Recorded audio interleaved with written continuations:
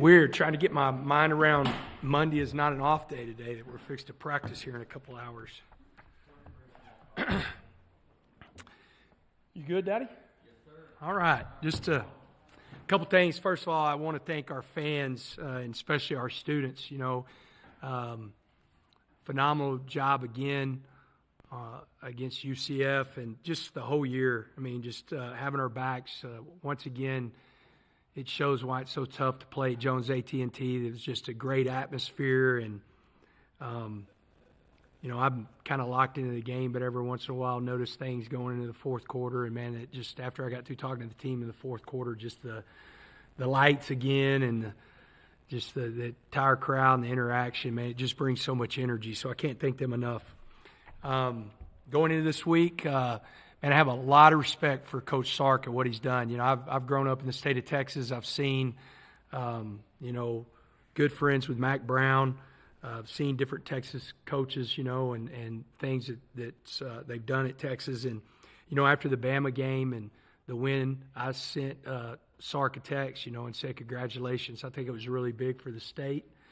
And then I sent him a text after the K-State win, and congratulating him. And the reason I did on both of those is I think that were huge culture wins. Whenever you can go into Alabama and beat them, and then you can turn around and go into overtime against a K-State team that I have a lot of respect for, that's extremely tough, and beat them, then you definitely could see that he's doing something that some guys before him, weren't able to do. It's nothing against them, but he's doing a great job culturally. And so, hats off to him. But, man, I'm fired up about going into Austin and playing the number 7 team in the nation and seeing what happens. I mean, it's going to be exciting. It's always exciting to play the University of Texas, and so it's going to be a lot of fun. I'm ready for Friday. Going into that game, the guys that we expect to play, we expect Miles Price back. He'll practice today. We expect Tyler Owens back. He'll practice today. We expect Jay Boog back. I don't know how much he'll do today. We expect Bryce Ramirez back. Don't know how much he'll do today, but we expect him back. And we expect Rabbit back. Rabbit is the one that would be the closest as far as game time situation. But, he ran around yesterday, and it's growing, and so hopefully we can have him back. But those guys, we expect to play, so that's going to be big for us, getting those guys back, especially getting Miles and Tyler back that didn't get to play last week. Definitely help us on special teams with both those guys, and then gives us two veterans playing a really tough Texas team. So with all that, open up for any questions.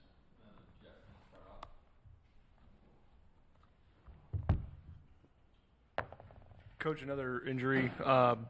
Cole Spencer, saw that he dressed out the other night and didn't start.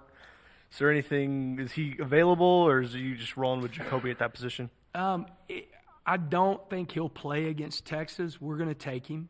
He'll be dressed out. I would love to say that I expect him to play, but I think it'd be more of an emergency. I think, definitely think that he'll play in the bowl game. But don't necessarily think. I mean, he's going to Austin. He'll be dressed out. I just don't think he'll be ready to go yet. I was just curious, what do you think of the linebacker rotation after watching the game and seeing how Tyreek Matthews played, and with Jacob Rodriguez obviously sitting this weekend?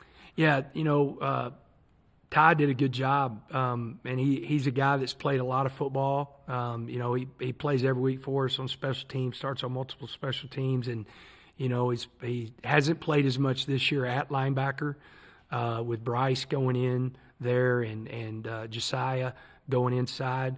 But I thought he did a good job, and he's played a bunch of football. So we feel like we'll have the rotation with Ben Roberts and Josiah Pierre, Bryce Ramirez, and Ty, and then Ty Kana will definitely he does a lot of stuff for us for special teams. He'd be an emergency guy at linebacker. I'm just curious with how Tahj Brooks runs the ball and his running style. He's able to miss a lot of tackles, and with the front you're facing this weekend, two of the best defensive tackles in the nation. I guess, does that play into his advantage? And I guess, how do you block those guys? You know, after watching them play Iowa State, man, I don't know what plays, both of them. I mean, I know Murphy really well. I recruited him, and he's from DeSoto, so I watched him grow up, being at Cedar Hill, and man, he's turned himself into such a great player. I knew he was going to be a good player, but he's turned himself into a great player. And then Sweat, I mean, I don't know who's blocked him. He's such a big human, 360 pounds, very physical. And it's good, as a football guy, of watching guys progress, because I think if you turn on the tape 2 years ago, I don't know if he was trending in that direction as far as the way they've been able to develop him and how hard he plays. But the one thing that the offensive line and Tahj has been able to do is they've been really consistent. Whoever we've been playing, and it's one of those deals that you've got to go out there and you've got to find some good runs. You've got to schematically put us in some good situations, and then you got to let Tahj Brooks, be Tahj Brooks. I mean, he's leading the nation in creating missed tackles.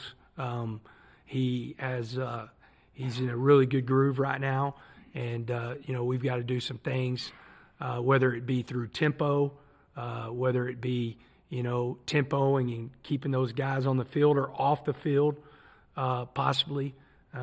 Is one of those deals to put us in the best advantage, because they're going to be tough, man. I mean, they're one of the best teams in the nation whenever it comes to stopping the run. I think they're like at 82 yards a game, 82.7 yards per game, something like that, allowing, rushing. And so we got to find ways, good formations and good runs, and go out there and, let Tahj do what he does.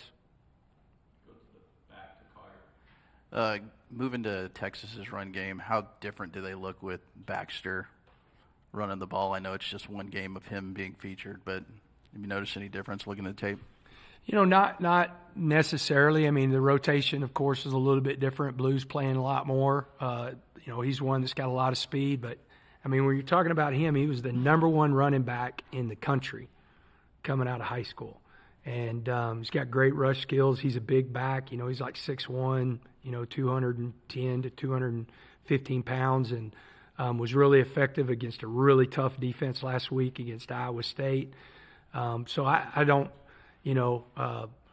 he's not, if you're looking at the two, he's just not as seasoned as Brooks, because, he's played a lot of football and he's been behind some good backs, but he's a good football player. I mean, offensively, they're as good as anybody we've played.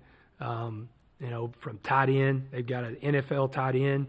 They've got 2 to 3 NFL receivers, and then they've got a quarterback that will play in the NFL, and they've got an offensive line that's huge.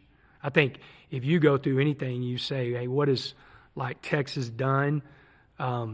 They've hit home runs in their offensive line. Home runs. You've got young guys playing that are sophomores that are playing like if one of their tackles came out this year, which he can't, he'd be a number one draft pick, as a sophomore in college. And so Coach Flood and Coach Sark have done a great job of recruiting and developing those guys.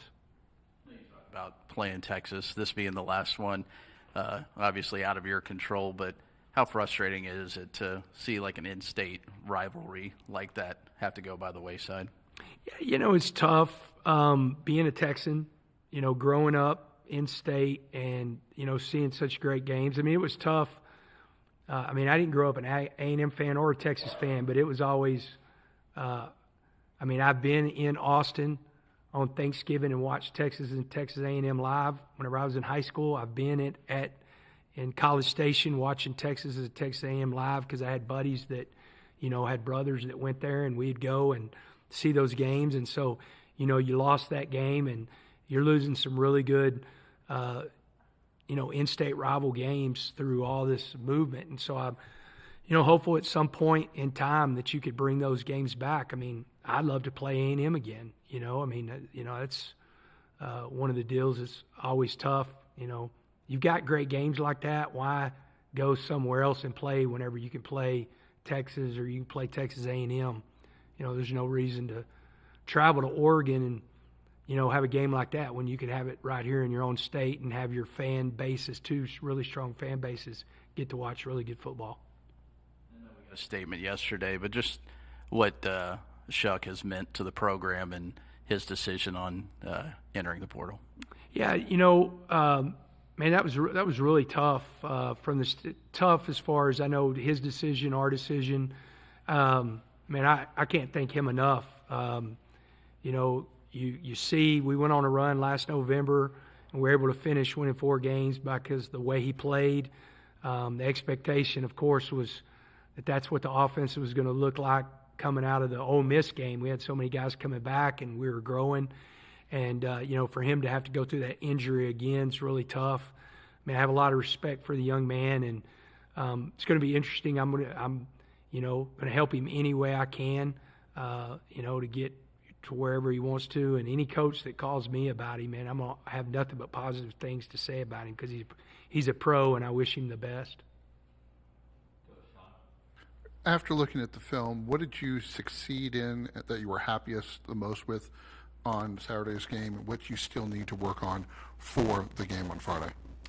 Yeah, running the football, I thought that especially when we had to. I don't know if I've ever been a part of a game to where we get the ball with 5 minutes and 30 seconds left, and the team has 3 timeouts, and we end the game, in a victory formation, and they don't touch the ball again. And so I was really happy the way we ran the ball. I thought the offensive line played one of their best games whenever it came to that. I was really fired up that number 2 lets the balls rip. I mean, some of the balls that he threw to Jordan Brown, I mean, you could tell he was feeling really good because, man, there was a lot of pace on those balls. The 2 scramble touchdowns, if you go back, I mean, just think about one of those, almost the exact same play that we come up short against West Virginia. We have Bradley scot-free, and we can't get the ball to him because of the way his arm felt, and he threw 2 of those balls, for touchdowns. And so I was fired up about that. I thought the defense, minus a couple of plays, really made them drive the field. We're going to have to do that against Texas because they're so explosive, so we're going to have to make them drive the field and earn it. And then, the things that we got to continue to get better at, our communication. I mean, we give up a touchdown to make it 24-23 because we don't get the check. We got a corner blitz. The safety's checking him out of the corner blitz, and he doesn't get it. We got 2 guys coming now, and they get an easy touchdown. And, so we talk about communication all the time in the secondary, and so we've got to continue to get better at that, especially against these guys. And, we've got to continue to limit penalties. We got a big return for Nehemiah, on a sky kick that we put him in for that kick. We expected that kick, and we get a big return, and, we get a penalty, and it's kind of on that, some bad luck because it's been the same guy 3 or 4 times, and, it's just getting back with a greater sense of urgency. So we got to eliminate some of that. In this game, we've got to protect the football. We've got to create some turnovers, and then we've got to do a good job of playing disciplined football to where we don't have just self-inflicted wounds when it comes to penalties. I know the season's not over yet, but how do you examine what the successes and the overcoming the adversity that this team has faced throughout this year as you go into your final game? Right now we're really concentrated on Texas. Now, I've asked, our nutrition staff, our training staff, our strength staff to start looking at a bunch of different things. But the one thing about us in this program, we're going to question everything. We're going to question, and we're going to turn over every rock.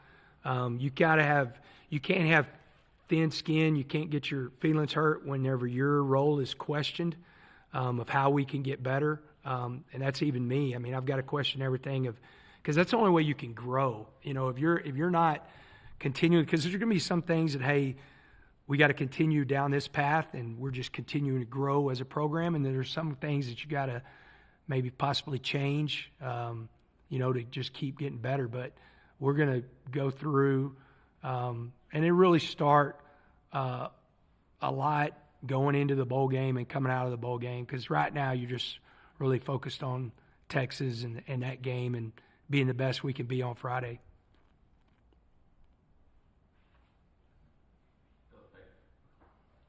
I know we talked about Tahj a little bit, but one of the things he told us at Big 12 Media Days is how big this game is for him, and then obviously has had a great season, probably bigger than any of us would have expected, and now he's going to go back to close to his hometown and play. How important is it for you, I guess, to have him on your sidelines instead of theirs? Yeah, it's huge, and I think the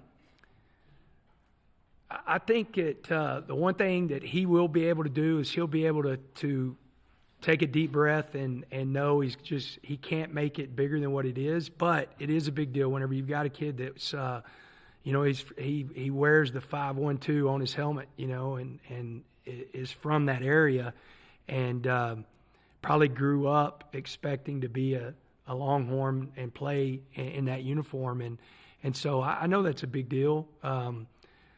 And I'm excited for him. I know he's going to have a huge crowd. I imagine every part of his family and all his friends will be in the stadium watching him, and I'm excited for him. But the best thing about Tahj, we all have got to be more like Tahj Brooks, to know our role and really just he's one of those. He's a lunch pail guy. He comes to work every day. He doesn't have a lot of highs and lows. He's not like that emotional guy that when things goes good, he's really high, or when things go bad, he's just Tahj Brooks. We need more of that. And I know he's going to be fired up, but I also know that he's going to play his game, and I'm excited for him. I'm excited for his family to be there and just continue to be one of the best running backs in the country. I think he's number 3 right now in the country, and just expecting a big game from him. I guess, how pleased are you with Coach Perry, not with just how he's been able to affect the running game and how things have gone there, but really the special teams? Obviously, Dre McCray, another big return Saturday, and then obviously the blocked extra point. Yeah, Kenny, he was one of the guys that were, I don't know how many there were, and it'd go down to different semifinalists and finalists and all that, but for the Broyles Award, which is for the top assistant in the country, and deserves it. Whenever you're sitting there and you got the number 3 running back in the country that you're coaching the best punter in the country. If you look at us collectively as a special teams unit, we're one of the best in the country in all phases. He's done a great job, and the one thing that I can say the best, with Kenny is, the things that we're really challenged in the off season to get better at. He has, he's put us in really good situations. There's not been a game this year, I think, that win or lose, that he hasn't affected the game whenever it comes to special teams. And so I was fired up that he was on that list. I'm biased. I think should win that award, and I hope he does. But it says a lot about him. And, knowing Kenny so well, the frustration level that he had last year, and took a lot of different games, really personal, that he did not affect the game whenever it came to special teams. He and Tyler Skuvenek, who is our special team analyst, have done just an incredible job, and it's going to be a big part, man. It's going to be a huge part because they got a great punt returner, and so we got to do a good job covering. They're really good on special teams. Coach Banks is their special teams coordinator. I've known him forever, and he does a great job. They do a lot of stuff. They're very aggressive on special teams. And so, and when you look at the numbers in conference-wise, these are 2 of the top special teams going at each other. So he's got to affect the game again in a good way. Heading into this one, obviously you made a lot of history within your first 2 years, making some more on Saturday, clinching their second bowl game. A lot to be thankful for, and obviously Thanksgiving is going to be the eve of the big game, I guess. Is there anything you'd like to illuminate that you're thankful for? Man, I'm thankful, to be the head coach at Texas Tech. And I'm really thankful for this locker room. You could probably find 50 or more teams that were in the same boat as we were that couldn't overcome, and the season went one way, and so far our season's gone another way. And so I'm thankful for the staff, and I'm thankful for the players that we have that, just kept fighting, and just every single week they don't bring last week into this week. They get to the next week and they get to the next opponent. And, that's one thing that we really preach and try to do. And so I'm thankful for that because, that it could easily, sitting there 1-3, at one point I think we were 3-5. You have so many injuries. You're going through 3 quarterbacks. There's a lot of things that people could point fingers at, they could question. And the one thing about this building, that hasn't happened. It's everybody's on the same page and believes in each other and, just keeps finding ways to win games. That's the thing. Like, I'm really proud of the coaching staff. I'm proud of Tim DeRuiter and the defensive staff of what they've done the last couple of weeks against 2 of the better offenses. I mean, holding 2 of the better offenses well below their average when you're talking about Kansas and UCF in points per game. And then I'm extremely impressed and proud of the offensive staff because, we, as much as I don't really claim to be an air raid type offense, because I just want to be a really tough offense and find ways to win games. Zach Kidley and his staff has found ways to put us in games, that really are, kind of outside the box whenever you come to kind of what we thought we were going to be versus what we are right now. And so I'm thankful for those guys to just continue to grow and just find ways. Like at the end of the day, it just comes down to, hey, let's just find a way to win the game. And we've been able to do that. So I'm thankful for that. You actually kind of answered it there a little bit, but just how kind of, I guess, how capability, sorry. I guess with Barron being healthier, but Tahj also running the balls effectively, how do you feel like this offense, what you thought it would look like at the start of the year, and then what it looks like now? I thought, now you go back to that game against UCF, I think that's more where we want to be if we convert those 2 fourth downs. Like if the ball didn't get tipped, a Baylor Cup is wide open for a touchdown. So, now it's 7-7 or whatever it is. We've got a 3rd down where we get a drop. And, that's eye discipline. And we score there. And so I thought the UCF game, we were able to run and, be effective. I think that's more like where we want to be. And I think I don't know necessarily that's where we'll be like our thought next year, but that's really where we want to be these next 2 games against Texas and whoever we play in the bowl game is a team that is, balanced to where we can do either one, whatever it is they're giving us. And with a healthy Barron Morton, we were able to do that on Saturday.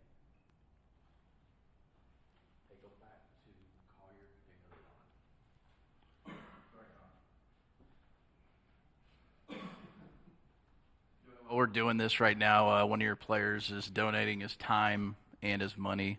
We're not surprised with what he's done during his time here, but could you just speak to what Tony's doing right now? Wow. So I guess everybody heard Maddie sold out 20 minutes ago. That's awesome. The thing, whenever I sat down with, y'all are going to make me cry. When I sit down with Tony Bradford last year, the conversation was, you have done a lot for Texas Tech, but Texas Tech and the city of Lubbock have put you in a position that I feel like they've actually done more and you have more to give back. And whenever he thought through that, he was like, you're 100% right. I think I should go back because I think I can give more back because I have received so much. And it's really cool to see a young man in this day and age to where we hear NIL, half the stuff we don't know what's real. You hear all kinds of stuff. And for him to take his NIL money and give back to the city of Lubbock, give back to people that, are in need, that don't have the same thing that he has or different people. And so it's really cool. And again, I really believe at some point, unless he goes and joins the FBI or, he's a Secret Service agent or whatever he's going to do, at some point he might be our, chief of police, because he constantly talks about his life here, and he understands the impact that he can continue to make on Lubbock. And so it's going to be interesting what he does after this. I mean, I still think that he's got a chance to go play in the NFL, but the one thing about Tony, he has a very great compass. He knows who he is and what he wants to do to affect, I asked him, why he wanted to become a policeman, and he has a very strong why. And so that's his story to tell, not mine, but he has a very, very strong why. And I can see him, starting that, as soon as our bowl game's over. I'd love to have him in the city because I think it would be great for Lubbock, Texas.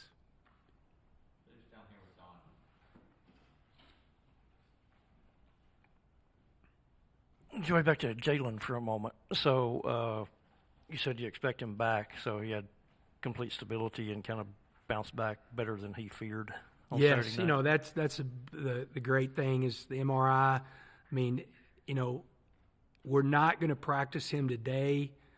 He is going to run. He's going to do a bunch of stuff with Mike, and we'll brace it. But whenever I went out there, his reaction, we thought that it was an ACL, and then everything's intact there. He's got, it's more of a strained knee in different areas, and so he should be good to go. Now, it'd be interesting because then you start talking about when you get to bowls, does he play in the bowl?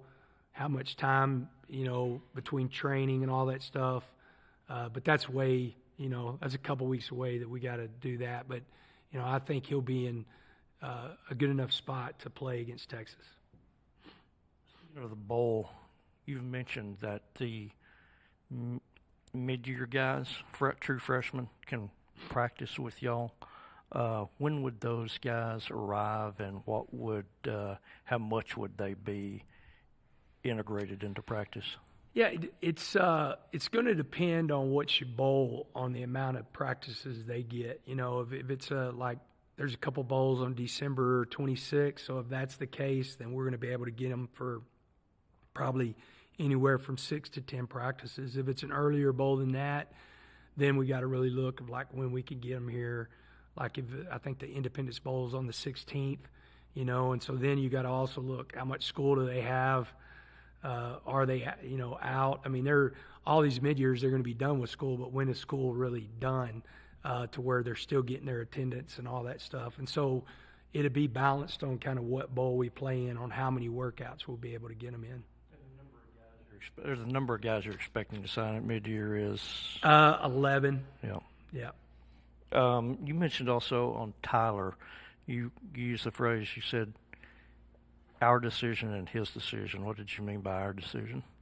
Just as far as, when we talk through it, is like, do you declare right now or do you come back? And, I think with him, it was,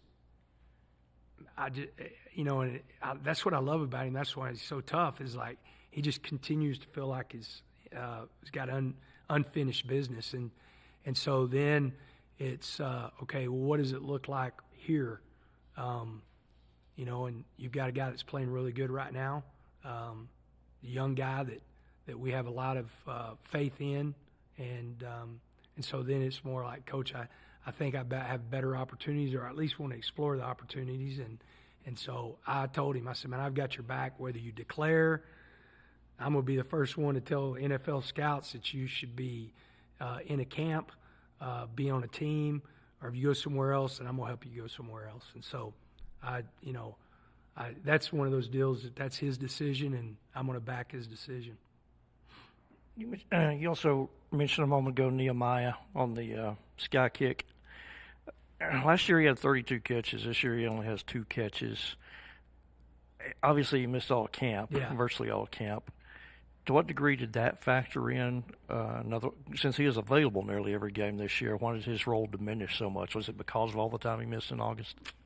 I would say 2 things. One, I think time that you miss in August, and whenever people are playing at such a high level in the spots that you're going to play at. So whenever you start looking at what we were going to do with him and what we've done a little bit is he's playing running back and receiver. Well, it's really hard to take Tahj Brooks off the field, And so that's one thing. And then whenever you look at some of the things Dre McGray's doing, Miles Price is doing, Xavier White. Xavier White, he still might be, but he was leading us in yards after catch. I sometimes ask the offensive guys why we don't throw it to him more. And so then it just comes into a numbers game. You've got X amount of guys that can be on the field, in different packages. And so it's nothing that he hasn't done. And, man, he's still a really good football player. But sometimes when you miss that much time and there's a window and somebody steps up, it'd be the same way of Dingle if we didn't redshirt him and didn't get his banged-up shoulders. Would we have redshirted him? And now would Bryce Ramirez be playing as much as he is at linebacker if Dingle was, that's the one thing that we've got to continue to create, to change this roster, to change this program, depth and talent. And, it's probably one of the reasons that we're sitting here with 5 losses or less is because some of the losses, West Virginia, BYU, depth and talent wasn't to where it needed to be to go win those games. All right, thank you, guys. Happy Thanksgiving.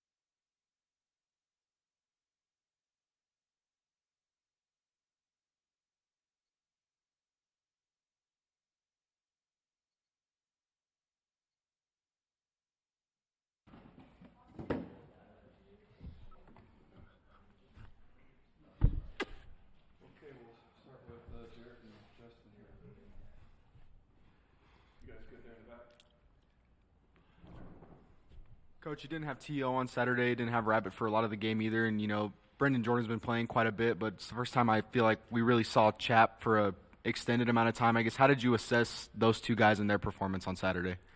Yeah, he had to play against Houston as well, when Rab went down, but really pleased with how those guys stepped up. You talk about all the time having a next man up mentality, but sometimes when that's a true freshman, they know that it's a possibility, but you don't always visualize it, and so you may or may not be totally ready. But Chap was ready for the moment, and the best thing that happened for me is I'm up in the box, and I had heard Rabbit was down, and I knew Chap was in, but I didn't look and say, oh man, he's busting here, or we've got issues here, and when you can replace someone like Rabbit and not have a huge drop off, I think it speaks a lot to his preparation, what Coach Yates did with him to get him ready, and he stepped up in the moment. So I was really happy with him.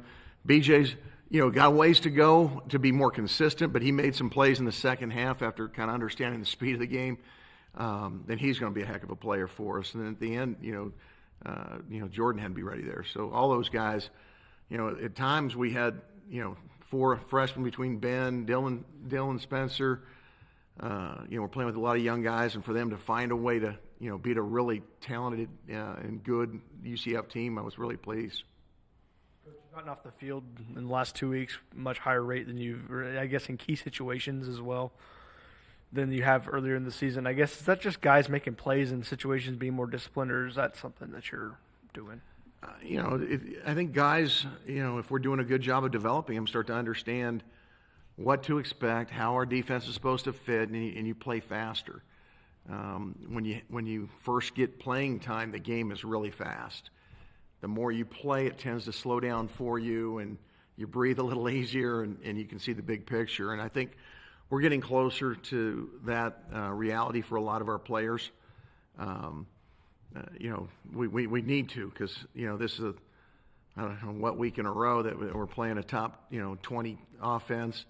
With a heck of a lot of skill and a good scheme and really well coached. If you don't mind, will you expand a little bit on what you're getting at there with the Texas offense, Xavier Worthy and Quinn at the Yeah, you're looking at some elite players, guys that were highly recruited, 5-star type players with great speed that they're going to have NFL possibilities down the line. You're looking at a guy like Worthy, and he got dinged up the other day. We anticipate playing against him, but who knows?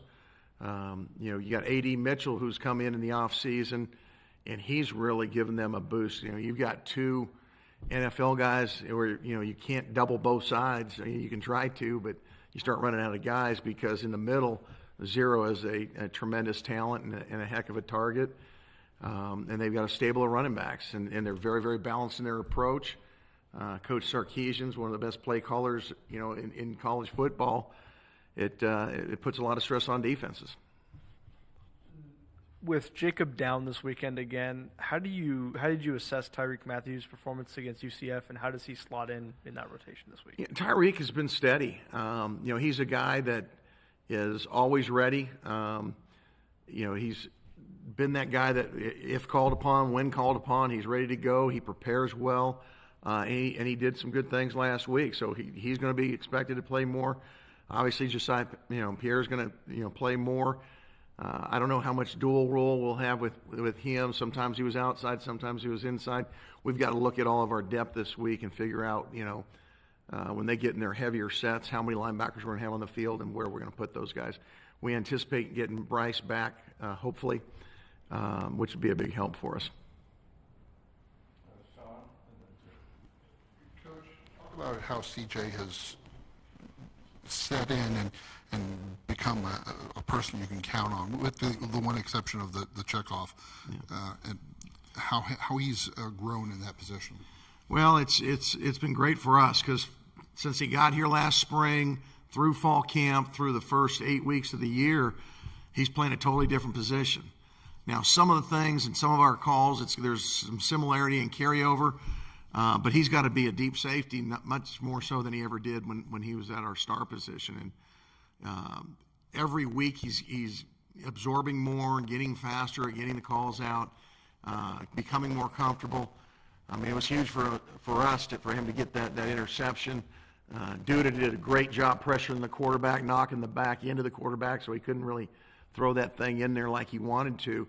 But he had to make the catch, and we'd struggled a little bit on the back end of having balls hit us in the hands and not come up with it. But for him to make that play, I think Malik did a really nice job of flattening out the receiver, doing a really good job in his reroute, and it all went together to help him get the pick. But it's not just that. He's doing a really good job of communicating with guys around him, with one exception. He's going to be a steady guy for us, and I think as we go forward, that's going to be a really good position for him.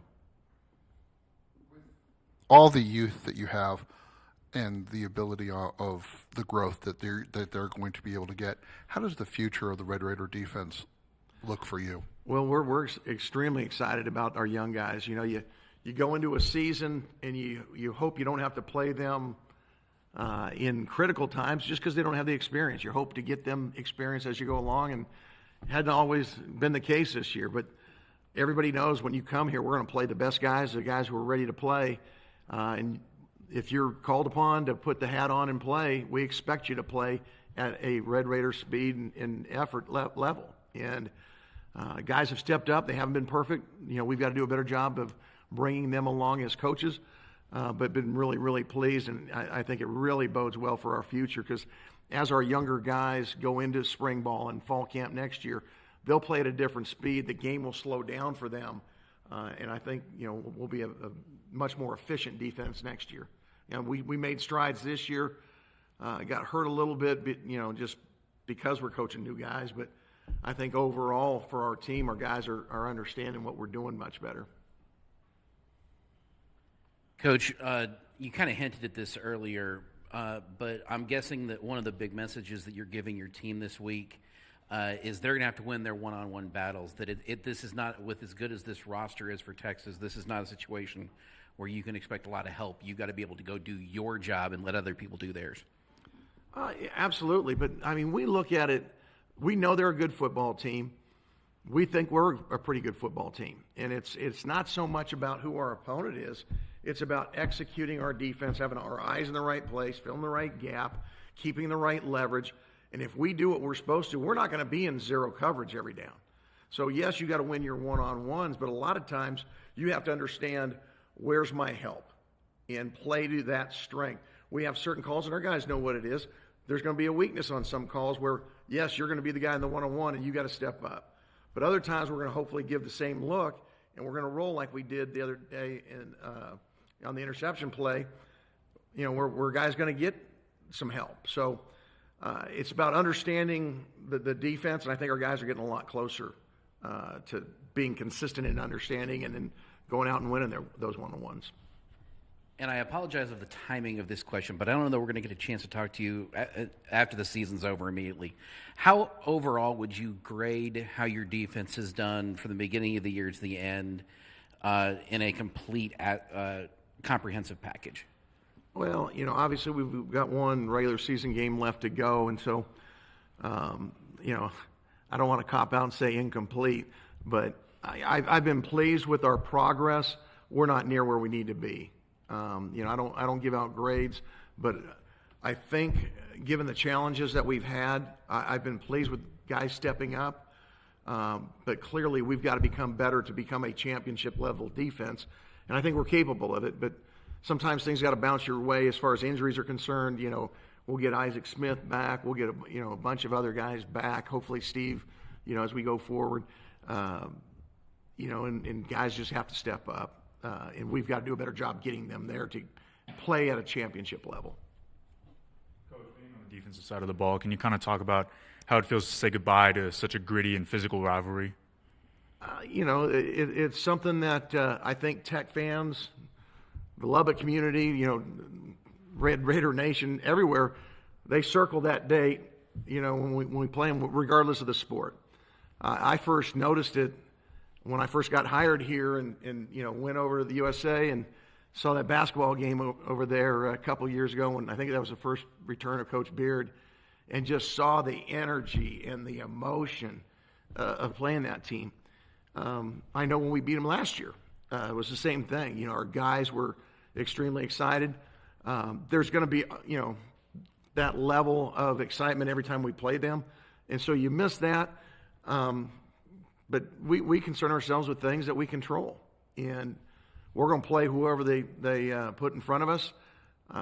The way the Big 12 has grown, I think it's done nothing but expand the parity and bringing really good, talented teams in. You look at Utah, what Arizona's doing.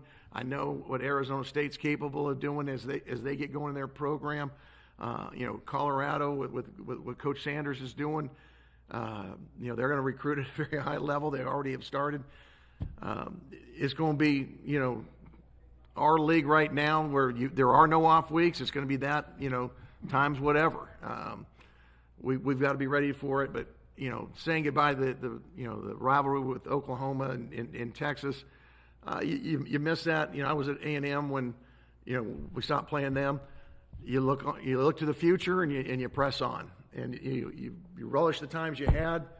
Hopefully you end it the right way, and you just move on. And then we kind of talked to Coach McGuire about what Tony's doing today. Can you kind of just talk about, since he's in your room, just kind of what kind of guy is he? Well, I think that's very indicative of the kind of person he is. You know, a lot of people out there, and you don't blame them. It's what it is. But with their name, image, and likeness money, it's about, okay, hey, I can drive a nice car now. You know, I can buy some jewelry or, you know, whatever it is, you know, maybe send some money home. Tony is a consummate guy who doesn't just think inwardly, he thinks outwardly. How can I help the community? He loves it here, loves our team, loves Lubbock, and this is a way for him to give back.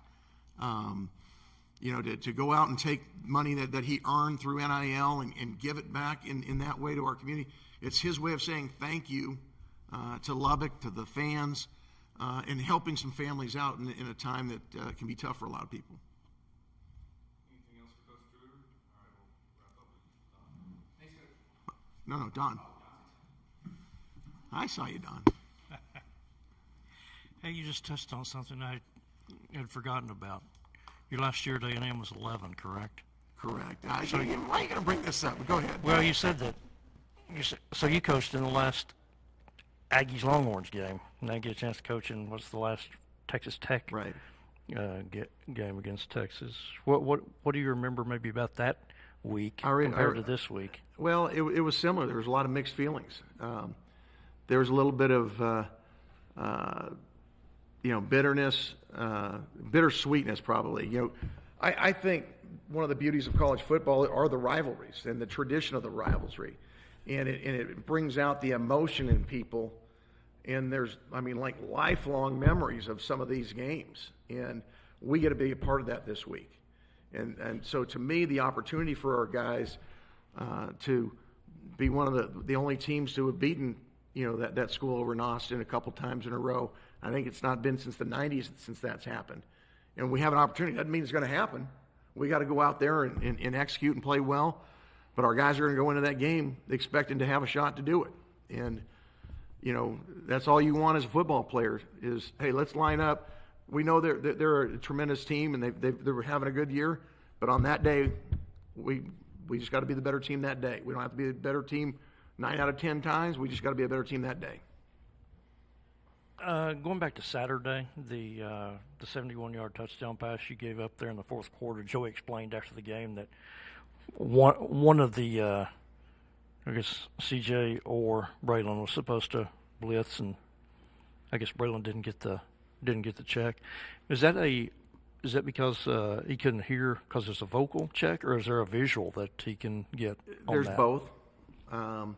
And yeah, we didn't get it communicated well enough. And as a coach, I've got to do a better job of emphasizing those type of situations. We had talked about it while our offense was on the field. And I said, hey, you know, the next time we're in this situation, we're going to do it. And we talked about it but it still didn't get communicated well enough, and that falls on me. So we'll get that fixed.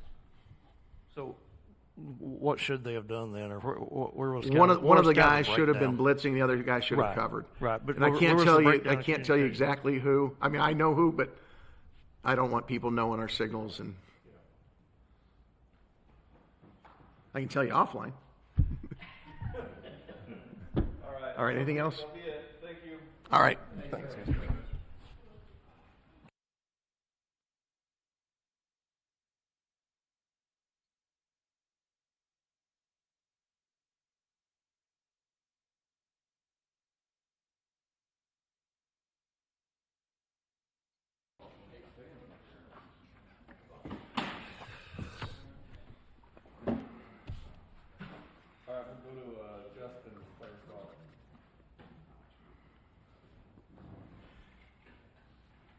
Coach, obviously you're able to be a little bit more balanced, and Tahj is running the ball really well against UCF, but Barron hits a couple long shots and taking hits and playing kind of what we've seen from him.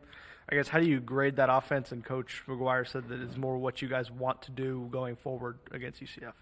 Yeah, I mean, we definitely want to be, more balanced. Definitely when you look at the kind of the games before, we were a little bit more run heavy. We'd like to get more to, a balanced approach if we can. And yeah, Barron came out feeling really good, and he started to attack some coverages early, which was, I think, really good for us to create a lot more explosive plays through the air than we have. And again, as you guys know, the more you're, throwing it over the top over these guys, it's going to lighten the box for the run game. So we want to be as balanced as we can be. And again, again, the more, Barron starts to feel good and the more reps he gets, I think the more you'll see that. Obviously, you got a big test up front with Sweat and Murphy. Just, I guess, with the offensive line kind of rolling how they are and Tahj, the way he runs the ball, is there any advantage there, like with him being able to miss tackles and stuff like that, or is it just going to be a big challenge with these guys either way? Yeah, I mean, I think both. I mean, I think Tahj has done a really good job of making people miss. But at the same time, we haven't seen a defensive line probably quite like this all year. So I think it's going to be a test for us, but it's going to be a test for them too, because we're not just going to come in and say we're not going to run the football. We're going to still let Tahj try to beat Tahj. And again, it's got to be a feel of the game and a flow of the game. And if we're getting shut down in the run game early, maybe we find different ways to try to get Tahj the ball, but definitely going to keep trying to get him the ball. And I thought our offensive line had their best performance of the year against UCF, protecting the quarterback and opening up some lanes for Tahj back there. So hopefully we can kind of keep that momentum going and get these guys rolling today during practice. Kind of on a similar note, how big of an impact did Mason Tharp have in the blocking game, and I guess obviously had the touchdown catch? Yeah, I mean he's a weapon, man. It's you can't recreate 6'9", 270 with ball skills like that and strength and blocking ability and everything. I mean, I think that's an underrated thing that people don't see of him is how good of a blocker he is. I mean, clearly we see him, catch the touchdown and some of those things, which is huge for us. But just him being on the field again creates that mismatch, and really, really good to have him back out there. Coach, I think a lot of the conversation this week is going to be about those guys up front for them, but I guess what do they maybe do schematically, or who are some other players that they have that could maybe cause some challenges for y'all? Yeah, I mean, they may have the best Mike linebacker in the conference in Jalen Ford. He's been there a long time, done it a lot, number one snap count guy for them. I think he's really the overall leader of that defense. Really good football player, and in the back end, again, they've got some guys back there that have played a lot of football too. So, I mean, clearly, I think it starts with their, up front with those two interior defensive tackles. But man, I mean, they got NFL guys walking all around that defense. So, again, very talented. They're coached really well, and so it's going to be a challenge for us for sure. How do you feel like the offensive line played against UCF, and then what do you think they're going to have to do to go up against Texas? Yeah, like I said, I think it was probably their best performance of the year so far. Collectively, those five together there. We did a really good job, again, opening up lanes. For the most part, we were clean in the pocket, didn't take a whole lot of shots back there. Had to scramble a few times here and there, but again, that's something that Barron's talented at, getting out of the pocket and making those throws. So sometimes, that's not all bad. And then this week, man, again, just playing together, and having that glue and making sure that everyone's just doing their assignments. And again, we have to get a ace block or a deuce block or, be a one-on-one in a pass protection. Everyone has to do their job and do it to the best ability. And I think we can, again, like I said, kind of carry off the momentum from this last game. A few weeks now since Dennis and Rusty have switched, and you've had Jacoby in there for a while with Cole Spencer out. How do you feel like those guys specifically have, I guess, been in not new spots necessarily, but been able to do that and keep this glue together? Yeah, it's been good. Again, we kind of knew what we were going to get for sure in both of those guys, because Dennis had played it all last year, and there's no hesitation having to move him over. And then, same thing with Jacoby. Jacoby played a lot of football for us last year at guard. So we felt good about those guys, and they've came in, and the chemistry's there, and they've glued. And, again, I think you've seen them getting better and better and better each week. And so we got to have that again this week, continuing to rise in that fashion. You've grown up around the Tech and Texas rivalry. Just how does it feel that you're going to be playing the last game of that, at least for the foreseeable future? Yeah, it's weird, I mean, I remember being here in the stands in 2011 when we played Texas A&M for the last time, and just kind of thinking, man, it's the last time we're going to play these guys unless we face them in a bowl game or something like that. And so it's weird, I hate to see the Texas rivalries and some of those things go away that, I grew up around watching and all that. So definitely going to be, fun going to Austin and playing. I've played there 3 times, and this will be 4 for me. So excited to go there, and again, it'll be fun, just for it being the last opportunity to play these guys for a while. Sean and Jeff. Coach McGuire during the post game talked about Coach Cochran and the tight ends and how during that final drive, I need to make a block, how has the tight ends been utilized in ways that we may not have seen rather than catching balls. Yeah, I mean, I think if you really go back and you watch kind of who we were last year around the football to who we are now, we're doing a whole lot more schematically. And I wouldn't say we're inventing new things, but we're doing some stuff that, schematically would be a lot different. And we're asking those guys to be in a lot of different positions and make different blocks for us. And, that last drive, I mean, we hammered them with the same exact run play 4 times in a row to get 2 big first downs to run that clock out and win that football game. And a lot of that had to do because of Mason Tharp and Baylor Cupp in there. And so those guys are doing a really good job. Again, sometimes the ball goes there a little bit more in the pass game, and sometimes it doesn't. And those guys are very unselfish, and they're awesome to have around, and they're doing their job in the blocking game, which is something that a lot of people don't see that, and we see it every day when we're out there watching those guys during practice, and then clearly watching the game tape. So couldn't be more proud of them. And again, Coach Cochran, he's one of the best coaches I've ever been around. Very detailed, gets those guys going, and so he's doing a tremendous job with those guys, and those guys are doing everything we're asking of them. Outside receivers and how they're making their impact, getting it open, and being able to take now those fireball throws from Morton now that he's healthy.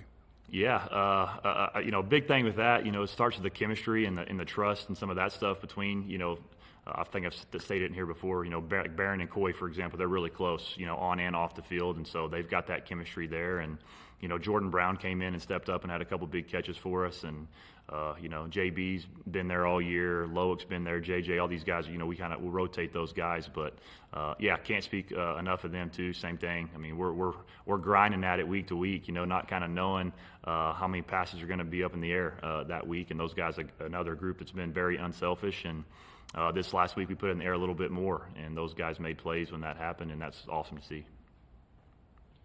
Jeff and Tahj.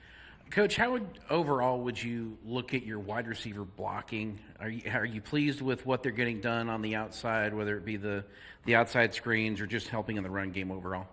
Yeah, I am. I think, this last week it was a little bit different.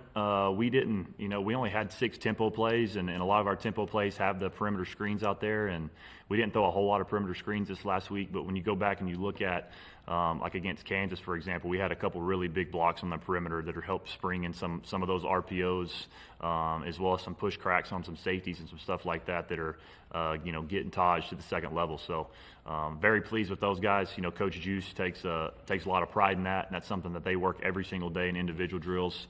And, we like to say, the old saying, no block, no rock around here. So they take that with pride too, and it's been really good to see because, to me, that's unselfish football play, and that's going to show you how much you care about the team and how hard you want to practice whenever the ball's not coming to you, but you're doing everything in your power to help spring your teammates for a big play.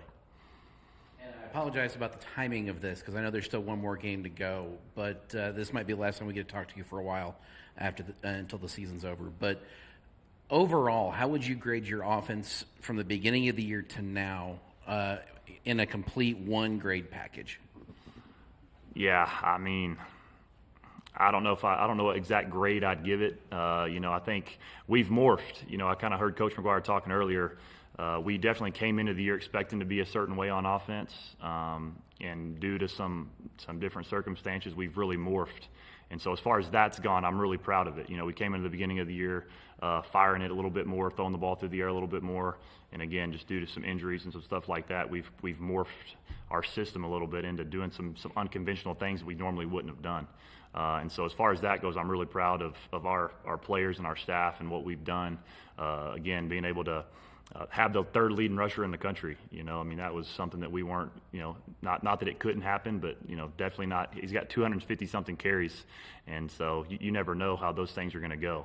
So proud in that fashion, but still not where we want to be.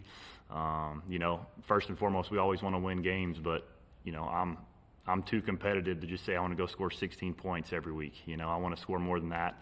But definitely it comes down to winning. And that's probably more anything what I'm more proud of is our kids are coming to work each day.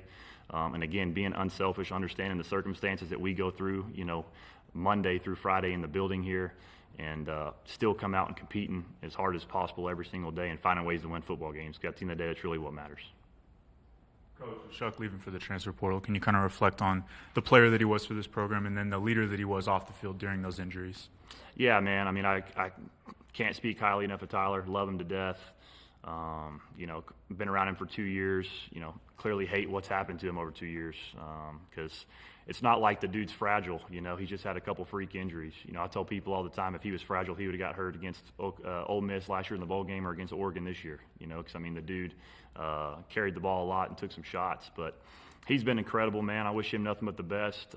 He's always been a leader around here on and off the field. And, you know, we're going to miss him around here, but we definitely wish nothing but the best for him. And kind of like Coach McGuire said, I mean, I love that kid to death, man, so I want to help him any way possible. And I know he's going to bounce back and fall on his feet and be a really good football player wherever he ends up. And then kind of going back to the UT Tech rivalry, can you kind of talk about how, as a fan and then now as a coach, what the difference is going into a game like this? Yeah, you know, I guess I'm trying to think. I mean, it's been a long time since I've just been a fan when it comes to this rivalry. You know, I've played in Austin 3 times. This will be my 4th time going to Austin. Played them here, you know, a few times, and I think more so than anything, you know, like Texas Tech always, you know, you think of Texas Tech, Texas, we always, everyone wants to revert back to 2018.